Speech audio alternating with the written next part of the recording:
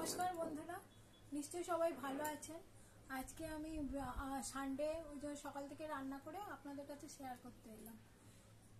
Plane ভাত রান্না করেছি, ডাল, মুসুর ডাল, তরুলি ভাজা, পাঁচমেশালি একটা তরকারি করেছি, কুমড়ো আলুর তরকারি করেছি, কলমি শাক ভাজা, রুই মাছের কালিয়া আর চিকেন কষা বানিয়েছি।